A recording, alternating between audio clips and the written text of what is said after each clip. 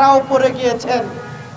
কারণ আমরা শুরু থেকে বলছি এই ভারত এবং আওয়ামী লীগের পেতাত্তা রেখে কখনো রাষ্ট্র সংস্কার করা সম্ভব না। যাদের সামনে যেই গণমানুষ আওয়ামী লীগ দলকে প্রত্যাখ্যান করেছে, সেই আওয়ামী লীগ দল কর্মসূচি দিয়ে এই প্রশাসনে আওয়ামী পেতাত্তাদের সামনে লিফলেট বিতরণ করে, যেটা জাতির জন্য লজ্জা।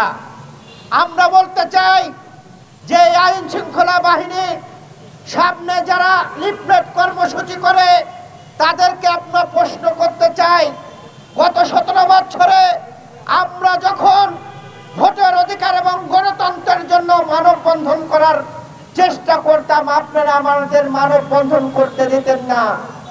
আমরা সকালবেলায় ঘুম থেকে উঠে দেখতাম ঢাকার শহরে প্রতিটি জায়গায় আইন শৃঙ্খলা বাহিনী গোলা বারুদ নিয়ে আমাদেরকে রুখে দেওয়ার এবং আমাদেরকে গুলি করার জন্য তারা বসে থাকতেন। কিন্তু এখন কিন্তু তাদের দেখা যায় না। এখন তারা আওয়ামী লীগ প্রেমিক যারা আছেন তাদেরকে সহযোগিতা করার জন্য লুকিয়ে এবং সামনে থেকে কাজ করছেন। অন্তর্বর্তী সরকারকে প্রশ্ন করতে চাই, আপনারা কেন তাদের তালিকা করে তাদেরকে অপারেশন করতে পারলেন না? এই ভারতের এবং আওয়ামী লীগের পেতাত্তা রেখে কখনো জাতীয় নির্বাচন করা সম্ভব না। আমরা দেখেছিলাম ছাত্রলীগ, আমরা দেখেছিলাম আনসার লীগ, আমরা দেখেছিলাম ইনস্কল লীগ, আমরা এরকম অনেক লীগকে দেখতে পাই।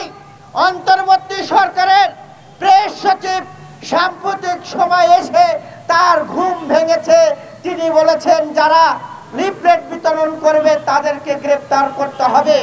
আমরা বলতে চাই অন্তর্বর্তী সরকারে যারা ঘুম ভেঙেছে তাদেরকে আগে রিমান্ডে নিতে হবে। তলে তলে আওয়ামী লীগের সাথে কি যোগাযোগ আছে? কারণ কর্মসূচি দিয়েছে অনেক আগেই, সেইটা আপনারা টের পান নাই, ঘুম ভাঙে নাই, এখন ঘুম ভেঙেছে। এই আওয়ামী লীগের সঙ্গে অন্তর্বর্তী সরকারের দোসররা তলে তলে টাকা নিচ্ছে এবং তাদেরকে পুনর্বাসন করার চেষ্টা করছে। আমরা বলতে চাই আওয়ামী লীগকে যারা পুনর্বাসন করার চেষ্টা করবেন বিচারের আগে, তাদের বিচার বাংলার মাটিতে এদেশের জনগণ নিয়ে আমরা করব। যেমন 5ই আগস্টে আমরা শেখ হাসিনা এবং ভারতের আগ্রাসনকে তাড়িয়েছি। কাজেই তলে তলে যতই যোগাযোগ করেন কাজ হবে না। তলে তলে এদেশের জনগণ এবং রাজনীতিবিদরা যোগ হয়েছে আপনাদের মোকাবেলা করতে এবং আপনাদেরকে রুখে যেতে। সকলকে ধন্যবাদ জানিয়ে আমি আমার কথা শেষ করছি। এ পর্যায়ে বক্তব্য নিয়ে আসবেন আজকের প্রধান বক্তা, গণমানুষের নেতা, আমাদের অভিভাবক, সকলের প্রিয় জনাব শামসুজ্জামান দুদু ভাইকে তার বক্তব্য।